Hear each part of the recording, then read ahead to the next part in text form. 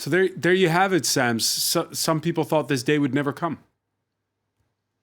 Yeah, many people were actually doubted Jacob Zuma would ever be arrested at all. I have to admit, Francois, myself included. And yet here we are after a dramatic Wednesday night. It's happened. He is now in a jail cell in the Escort Correctional Services Centre. This is really quite a momentous day for South Africa. Already the ANC have come out and said, we have always been committed to upholding the constitution, so we will simply continue to do so. The DA, that's the main opposition party here in South Africa, they've said that this is a great victory for the rule of law. We just heard the Justice Minister there speaking. We learnt a couple of other interesting things from the Justice Ministry today, namely that Jacob Zuma will be eligible for parole after a quarter of his sentence is served. That means that he could, in theory, be out of prison within 4 months. So that's quite important. They also said that Jacob Zuma would be treated as any other prisoner would be. He will be wearing an orange jumpsuit. He will not be allowed to have a cell phone while in prison. He does have access to a television. So yeah, really, Jacob Zuma, he currently also, I should say, in self-isolation and undergoing medical examinations in the Correctional Services Centre.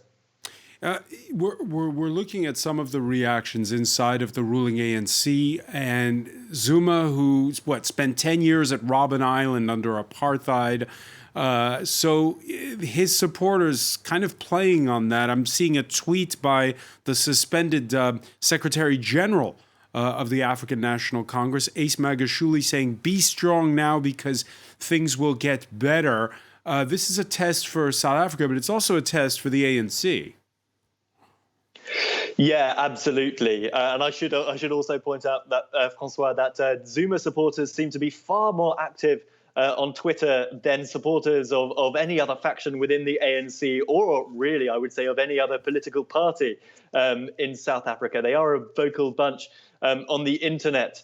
But yeah, no, certainly this does risk dividing the ANC further. As we've kind of seen happening over the past year or so, it does seem like the current president, Cyril Ramaphosa's faction, does seem to be consolidating its power. You mentioned the suspended Secretary General Ace Magashule there.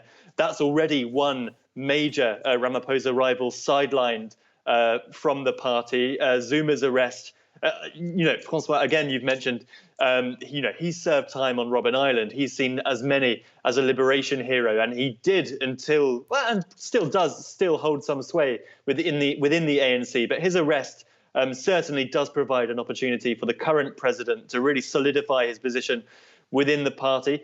Final thing as well, Ramaphosa was became the president of South Africa really on this promise of sorting out the corruption problem, of rooting out what he called the scourge of corruption.